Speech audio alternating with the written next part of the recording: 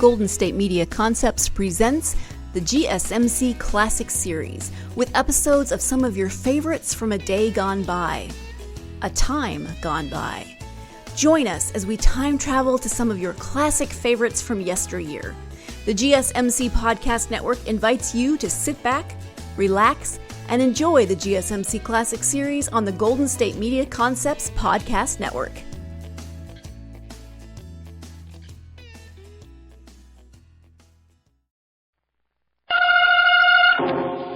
Seltzer presents The Adventures of Ellery Queen.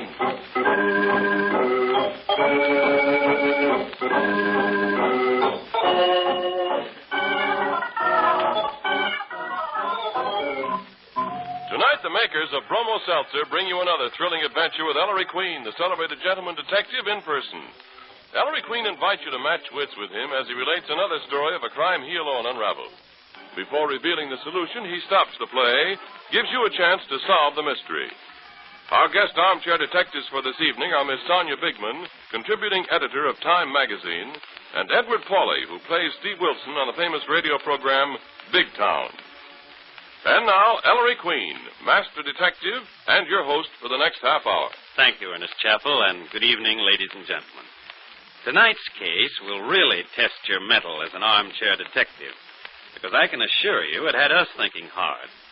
It's about a man who could disappear almost at will. I call it The Adventure of a Vanishing Magician.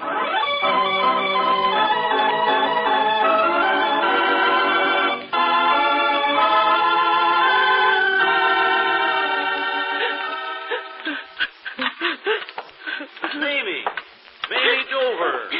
What's the matter? There you are, Mr. Forsythe. Oh, dear, my dinner will be ruined if that husband of mine doesn't get home soon. You'd think after 20 years of married life, a man would get to know his spare ribs get dry. You were crying, Mamie, and it wasn't about Hal or the spare ribs. Now, you go back in the parlor, Forsythe, and read your variety and billboard while I see if I can't save my dinner. You were crying about the house, weren't you, Mamie? Yes. Well, we haven't lost the old shack yet, Mamie. Now, stop crying. Think of the good old days. Oh, the good old days. What for? We'll never see him again. Oh, don't you believe it. Vaudeville's coming back. Yes, sir. Before you know it, you'll be right back in the old 5 a day again. Hal and Mamie Dover, songs and patter. Maybe vaudeville's coming back, Forsythe, but Hal and me won't come back with it. Nor you, nor Avanti. The great Avanti, magician supreme. Filbert Forsythe, quick change artist. Oh, it's old stuff. Passé. They'd laugh us off. Yeah? Well, I'm as good as I ever was. I've kept in practice, Mame. I haven't let the hinges on my theatrical trunk upstairs get rusty. No, sir. Remember that quick change act I had? Riley of the New York Finest? Where I played all 7 parts? Why, it laid 'em in the aisle. It was corny, Forsythe. Hal and me were corny. Avanti and his magic was corny. We're through, and you know it. Through, am I? I'll show you all, and especially that sarcastic booker who threw me out of his office yesterday. Oh, what's the use? You knew we were through when you, Avanti, Hal, and me pooled our savings 13 years ago to buy this house. Yeah, you're right, Mame. We thought we'd have at least a roof over our heads. Now... Oh, there's the front door. Hal? Me, Mame. Hal, I thought you'd never get home. Home? Oh, evening, Forsythe. Hal, did you see that pagan at the bank? I saw him. What'd he say, Hal? He busted a gut laughing. Oh, Hal. So we lose the house, is that it? Next week, unless the U.S. Marines save us in the nick of time. But, Hal, what'll we all do? Where'll we go? Search me. Oh, Mame, stop crying, huh? Dover, I told you we did wrong when we mortgaged that house 5 years ago. And what were we supposed to eat, Forsythe? Your 1929 billboard clippings? Hal, Dover, I'll have you know Yeah. Well, now, next week is next week. Right now, we have a dinner to eat. Though heaven knows, Hal Dover, you've done your darndest to spoil it. Now, sit down, both of you. I ain't hungry, Mame. You're going to eat, mister, and we're not going to wait for the great Avanti. I'll have the ribs out in a jiffy if they ain't dry as dust. I guess I'm jumpy, Forsythe. Yeah, it's my fault, Hal. It's losing the house and all the money we put into it. Going back to a furnished room. Avanti? Hello, Mamie. Al, Forsythe. Where are you, my friends? In the dining room, Avanti. I am late, you know. The long faces. No luck today, eh, Hal? Sit down and eat your soup, Avanti. Avanti? Yes. Oh, it's about time. Now hurry with your soup. Attention. The great Avanti is about to give a performance. What's he so gay about? Cut the clowning, Avanti. I ain't in the mood. No? Then I shall put you in the mood. Now, ladies and gentlemen, if I may have your attention, please. Observe. There is nothing up my sleeve. Cut it out, I said. Hal. Hell's on edge, Avanti. Oh, who wouldn't be losing the house? And who says we are losing the house, huh? The bank that's holding the mortgage, you punchy dope.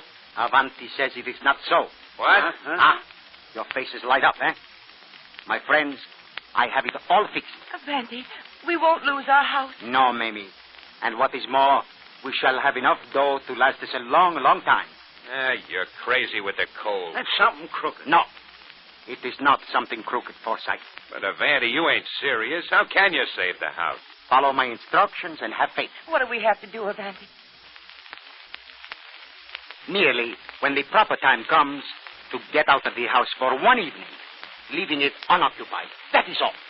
What are you going to do, burn it down? Even that wouldn't do any good. Our fire insurance lapsed. Now, you two stop. Avanti, Yes? you want us to leave the house for one evening, and that'll save it? Yes, Mamie. I suppose you'll do it by magic, Avanti. Yes, Mr. Dover. By magic.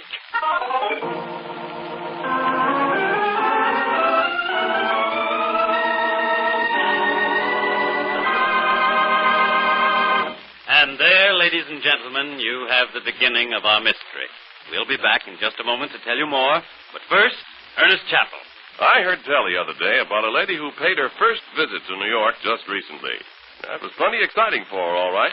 Even though the bright lights aren't quite as bright as usual, there was plenty to see and do. Plenty. I'll say so. I never saw so many people or places at one time in my life. And the crowd. Yes, indeed, the crowd.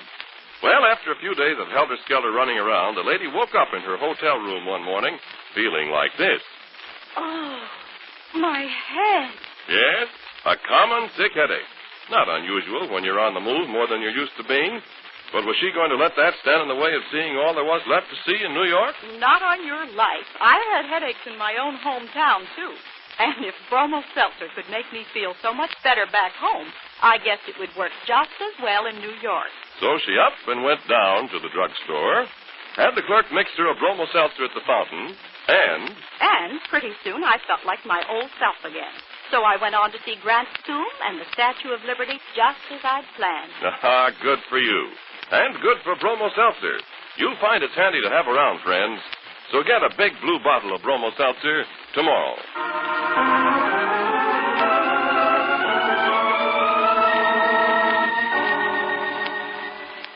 And now back to our story. It's 2 mornings later, the scene, Inspector Queen's office at police headquarters. There's the maestro and Miss Porter, Inspector. Hi, Petey. Come in, you two. Hurry call to headquarters, Dad, means a case. Is it a case, Inspector? It's a case, Nicky, but best if I know what kind. Ellery, shake hands with Mr. Avanti, Mr. Steele. My son Ellery's secretary, Miss Porter. How do you do? This really isn't a matter for the police, son. The inspector and me thought it was a lot more in your line, Maestro. Screwball stuff. Sounds interesting, Sergeant. First, I'd better explain, son, that Mr. Steele here is a very wealthy businessman with a peculiar hobby. I thought I recognized you, Mr. Steele. I read an article about you in a magazine recently with your photograph. That's me, Miss Porter. Your hobby's collecting magic tricks, isn't it? Yes, indeedy. I'm an amateur expert in magic. Know more about magic than these fellows know themselves. Eh, Avanti?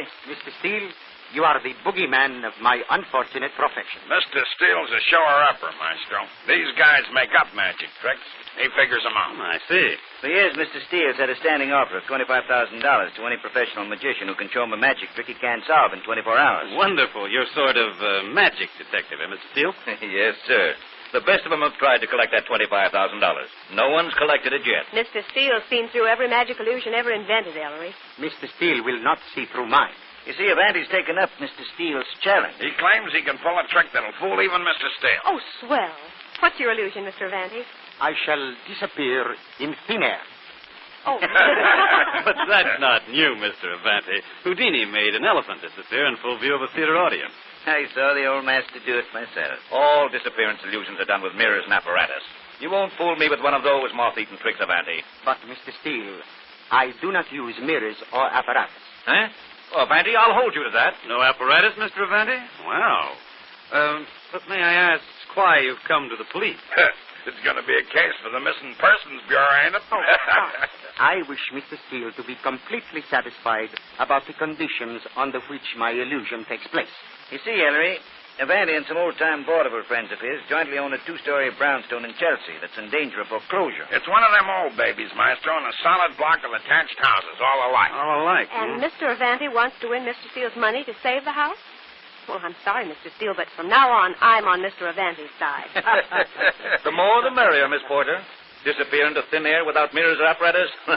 Mr. Evandy, just how do you intend using the house in this magic illusion of yours? First, Mr. Queen, I wish the house to be examined from basement to roof, inside and out, to satisfy Mr. Steele that there are no sliding panels, hidden passages, tunnels, or secret hiding places anywhere inside. There goes my solution. Secondly, Inspector Queen may station police as guards at each exit from the house to see that I do not escape. As many men as you please, Inspector. On the roof, in the basement, the backyard, at the doors and windows.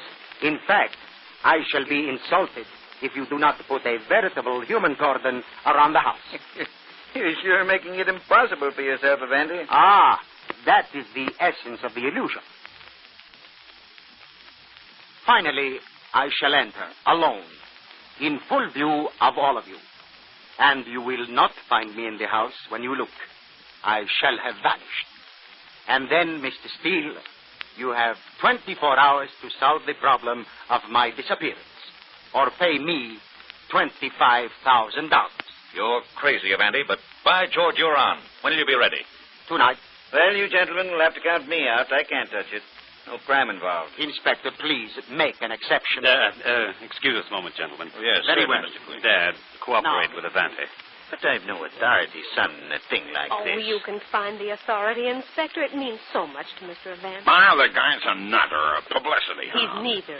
He's doing it for that little group of ex-5-a-dayers, Sergeant. They need that $25,000 to save their house. That's all very true. Be a sport, Dad. Play along with Evandy as a favor to me. Well, what'll the big chink say? And he talks 3 languages. Inspector, please. Well, blast it. All right. Thanks, Dad. Mr. Evandy, Mr. Steele. Okay, Mr. Queen. I ought to have my head examined, but... Okay, gentlemen. Oh, good. Fine. Evandy, get ready to disappear from that house of yours. Tonight at 9.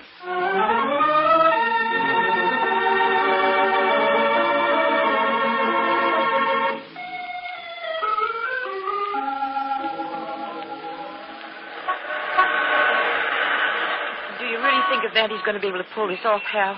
I don't know, Mame. I'm hoping. That man Steele must be as crazy as Evandy. Without apparatus, impossible.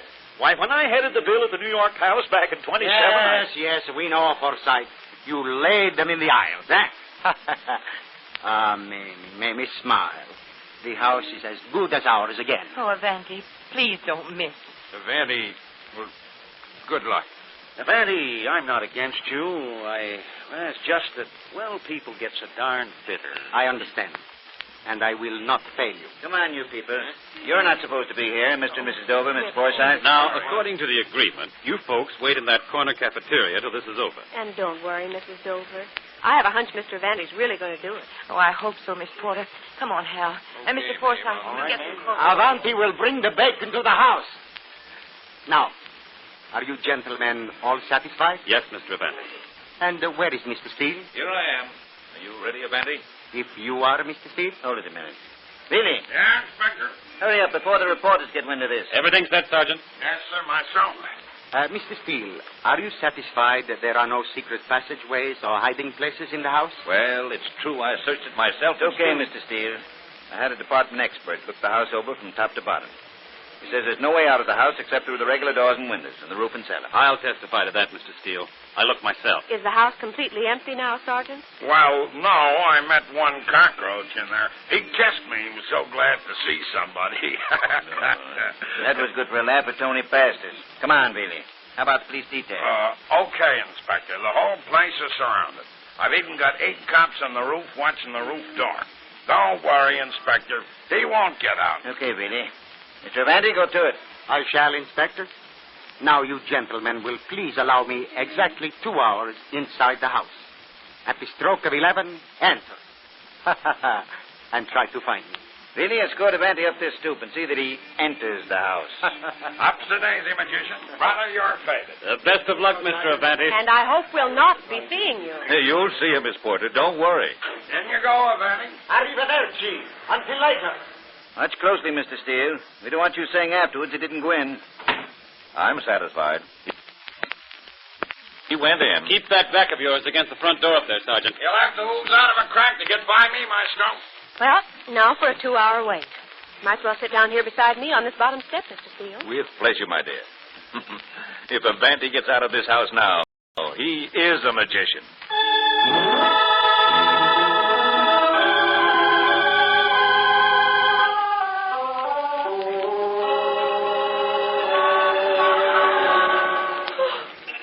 This would be exciting. All I've got out of it so far is a bad case of yawns. Isn't the time nearly up, Ellery? Yes, Dad. 1 minute to 11. 2 hours. He'd need 2 centuries. Don't laugh yet, Mr. Steele. Oh, here's Sergeant Bealey back. Really, shake a leg up this stoop. What do the men report? You've made the rounds of the police on guard, Sergeant? Yeah, Mr. Steele. They all say the same thing. Avanti didn't come out. How about the roof, Dad? You men up there in the roof. Yes, Inspector. Everything under control up there, officer? Avanti ain't come out of the house this way, Inspector. Hey, boys. Hey, Inspector, we're just stunned over. We're dying from the excitement. It's exactly 11 o'clock. Let's go in and see. Yes, let's get it over with. Well, open the door, Bealey. Okay. Wait, Sergeant. I see it now, by George. The tricky devil. Simple as ABC, too. What simple as ABC, Mr. Steele? Look, Queen. Avanti built up the psychology of his audience, in this case us, by making us wait out here for 2 whole hours. Of course he's still in there. But he's hiding in the hall somewhere, and he's waiting for us to come in. So that we'll impatiently rush upstairs? Exactly. Then he'll simply sneak out of the house through this front door we'll have left unguarded. Of course, that may be Avanti's plan, Mr. Steele, but somehow... Well, it is. It won't work. Bealey, stay on guard at this front door while we go in. Huh? Don't move a step from this door. Is that what I get after waiting 2 hours? Okay. Ellery, for goodness sake, open that door. Here we go. Avanti! I don't see him hidden in the foyer down here. No place for him to hide. It's awfully quiet, isn't it? Mr. Avanti? Oh, dear. Well, Inspector, where did Ellery and Mr. Steele go? Don't tell me they disappeared, too. They're searching the downstairs rooms, Nicky. Here I am, Dad.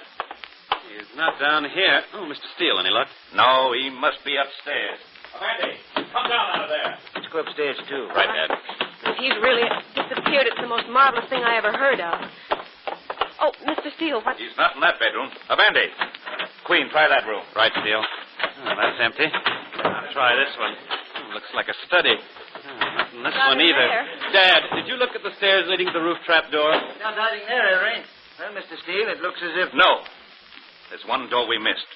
This one. Oh, yes. That's the door to Avanti's own room. And this is where he is. Game's up, Avanti. We've caught you. Confound it, Avanti. Open this door and stop making a ridiculous fool of yourself. You might try the door, Mr. Steele. It may not be locked, you know. Oh, it isn't. He isn't here. This is the last room. But it's not possible. Wait. That clothes closet. He's hiding in this clothes closet. It's empty. By thunder, he did it. But he can't have. Mr. Steele, you might be interested in this note I just found on Avanti's bed. A note? Let me see it, too, Ellery. What did the little whiz write, son? Gentlemen, you may search this house until doomsday, but you will not find me for the simple reason that I am not here. Mr. Steele, you have 24 hours to figure out how I vanished into thin air, or failing, pay me $25,000. Signed, the Great Avanti.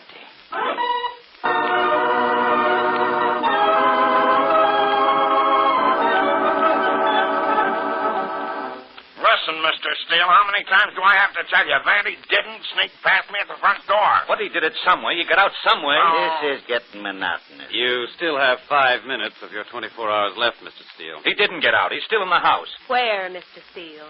You practically picked the house to pieces in the past 23 hours and 55 minutes. Inspector, you're sure the police are still on guard outside? They mustn't leave their post yet. You hear me? I don't know why I take this from you, Mr. Steele. But my men haven't left their post since they came on duty last night. Then where is he? I can't understand it. Not a single clue, not one. I disagree, Mr. Steele. You what, Queen? It's really a very simple problem. Don't tell me. Maestro. Yes, Sergeant. I know how Avanti did it. Queen, tell me how. Quick, before my time's up. Ellery Queen, don't you dare. He's supposed to figure it out for himself. You heard the voice of the people, Mr. Steele. I'll give you $5,000 if you'll tell me how Avanti performed the trick, Queen. Tin horn. Make it 10, Mr. Queen. 10,000. You're a chiseler, Mr. Steele. Sergeant, open the front door. We'll wait for Avanti on the stoop. Well played. I'll make it 15, Queen. Hurry. Mr. Steele, I'm beginning to dislike you. You want to chisel these people out of their home. When you've lost a bet you yourself made. It's not that. It's my reputation. Time's up. He's lost. Oh. Yes, you've lost, Mr. Steele.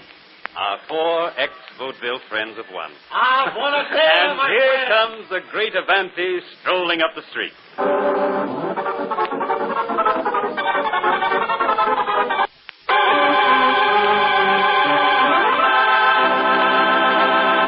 And there, ladies and gentlemen, you have the mystery. While you try to puzzle out just how Avanti disappeared, suppose we see how our guests are making out. Nicky, will you introduce our guest armchair detectives for this evening, please? All right, Ellery. Our first guest tonight is Miss Sonia Bigman, contributing editor for theater and radio on one of the nation's most important and widely read publications, Time magazine. Miss Bigman is an avid mystery story fan, and as such, we heartily welcome her as guest armchair detective tonight. Our second guest is a man who, like yourself, Ellery, is tough on criminals. He's Edward Pauley, who plays the part of Steve Wilson on the famous radio program Big Town.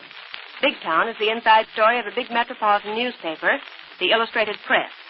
Each Tuesday evening, Steve Wilson, as managing editor, with the beautiful Lorelei and ace photographer Dusty Miller, give radio one of its most exciting programs. Ellery? Thank you, Nicky. Miss Bigman, how do you think the great Avanti disappeared?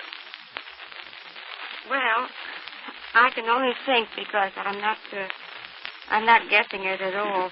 The only spot that I can tie up this thing is when Mr. and Mrs. Forsythe, or Hal, and mainly Dover were talking about the great Avanti. They said he had once played all 7 parts in something called Riley of the New York Finest. Mm-hmm. I think he probably got himself dressed up as a policeman and walked in and out all over the place. Mm-hmm. Without being seen? Well, he just joined the cops or something like that. The only other thing is, the only other clue might be that all the houses look alike. Thank you, Miss Bigman. And now, Mr. Pauley, how do you think the great Avanti disappeared? Well, Ellery, a managing editor, isn't a detective. Not much good without his staff. Now, if I can have Lorelei and Dusty Miller and Fletch to help me out, I sound like an expert. Well, I'll just have to take the flyer and say that I'll string along with Miss Bigman on their solution. As a matter of fact, I actually have some mental notes here, and that directionally follow pretty closely what she did. In other words, my mind goes back to the fact that there was a quick change artist involved, and I think that, like a lot of the actual function of these disappearing tricks is that it happens before we actually think it, or expecting it to happen. Well, thank you, Mr. Pauley and Miss Bigman. We're going to tell you the correct solution to tonight's mystery in a moment. But first, Ernest Chappell has a most important word to say to you. Friends, before you crumple a piece of paper to toss it into the fire, wait half a second and think about this. Waste paper is mighty valuable. America's paper mills need every scrap in order to produce enough new paper and paper board to make the containers and cartons that are so essential. Now, you'll be doing your country a real service if, instead of burning waste paper or otherwise disposing of it, you sell it to junk dealers, donate it to charitable organizations, or hold it for your local salvage committee. Consult your newspaper for dates of collection. We've got to get our mills back to full production so they can make the cartons for food, the containers for shells, the bomb pins, camouflage paper, dozens of other vital products needed to win the war.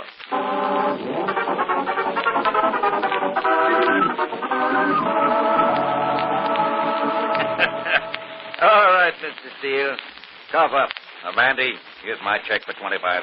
And I still can't believe you did it. My friends and I thank you, Mr. Steele. But you've got to tell me how you did it. I've just paid a lot of money for not knowing. Yes, I think we ought to tell, Mr. Steele, Mr. Vandy? You've solved my illusion, Mr. Queen? Oh, he always solves everything, Mr. Vandy. Ellery, please. I tell you, if you don't, I won't sleep tonight. All right, Lily. Well, our magician went into the house. 2 hours later, we searched it, and he was gone. Vanished, as he claimed, in thin air. Yet the reports from the policemen on guard at every exit from the house were that Mr. Avanti had not left. But he did leave, Ellery. That's a fact. Yes, Dad. Consequently, when your policeman said he hadn't left, they only thought he hadn't. He had. You mean Mr. Avanti got out of the house under the eyes of grown policemen without their knowing it? It's the only possible explanation, Nicky. But how? Well, what was the situation? A house surrounded by police, men in uniform, a couple of dozen of them. Take the roof. 8 uniformed police on guard. Let's consider those 8 policemen. Each officer, wherever he turned, saw another officer, another bluecoat. The police uniform is a great leveler of personality. And besides, Mr. Avanti cleverly set the time of the illusion at night when visibility is poor. And because the roof held the largest congregation of police, I say Mr. Avanti got away by the roof, disguised in a police uniform. Oh, sure. What a fool, what a fool. Confirmation, yes. Mr. Avanti asked for 2 hours when obviously a few minutes would have sufficed. Why did he ask for 2 hours? Because he's a student of human nature, like all magicians. He knew that in 2 hours the watching police would be bored, that their vigilance would relax, that they'd start trudging around the roof to keep warm, smoking, chattering, milling about. So that Avanti, watching from inside the roof trap door, merely had to wait for a single instant when none of the 8 pairs of eyes was on the roof door, and in that instant slipped noiselessly out onto the roof in a policeman's uniform. And there he was, on the roof at night, just another officer of the law. He might have done the same thing, not disguised. But he knew he'd never be able to get off the roof once he slipped out of the trap door without being spotted. Dressed as a policeman, however, all he had to do from that moment on was saunter quietly about among the 8 real policemen, minding his own business, until he saw a chance to slip on to an adjoining roof. Remember, this is an attached house, and make his escape from some house farther down the street. He may just make the trick possible by insisting on a big police car. But where did Mr. Avanti get the policeman's uniform, Ellery? There was even a clue to that. We've all been told that Mr. Forsythe, the quick change artist, lives in the house and his old theatrical trunk is in his room. And what was the sketch Forsythe used to do in the glamour days of vaudeville? He used to play all 7 parts in a skit called Riley of the New York Finest. So in Forsythe's trunk, there must have been a New York policeman's uniform. Mr. Avanti, I should like to shake the hand of an artist. No, Mr. Queen. The honor is mine. Believe me, Mr. Queen, I am so happy it wasn't you I challenged to solve my illusion of the vanishing magician.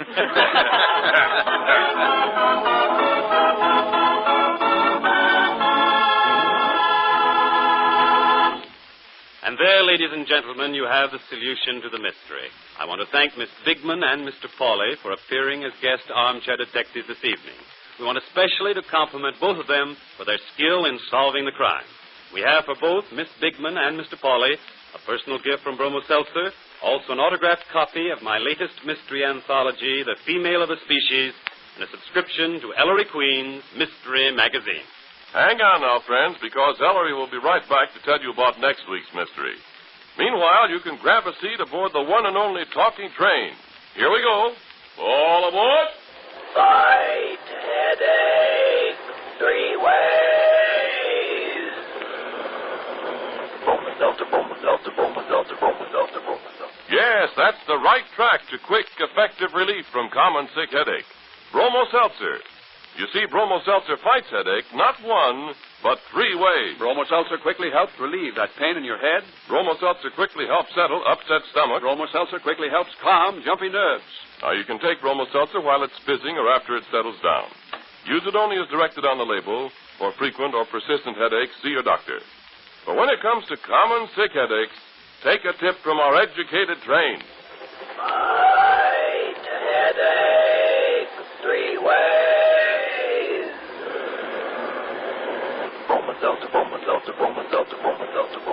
And now, Ellery, suppose you tell us about next week's case, huh? Sure, Cat. Sure, Chappie. Well, ladies and gentlemen, next week, a young lady offers me $5,000 to get back the stolen sum of $3.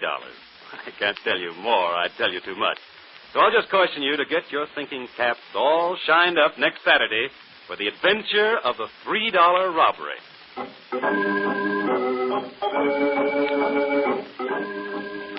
And don't forget the other great Bromo Seltzer show, friends, Vox Pop.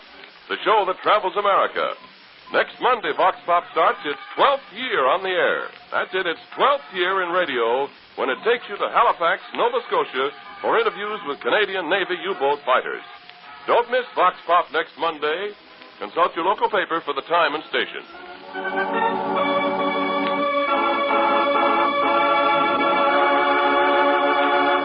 Music for The Adventures of Ellery Queen is by Charles Paul.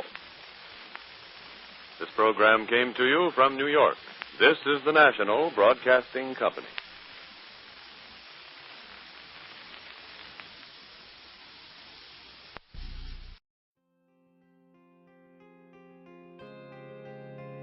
You've been listening to the GSMC Classics series, part of the Golden State Media Concepts Podcast Network.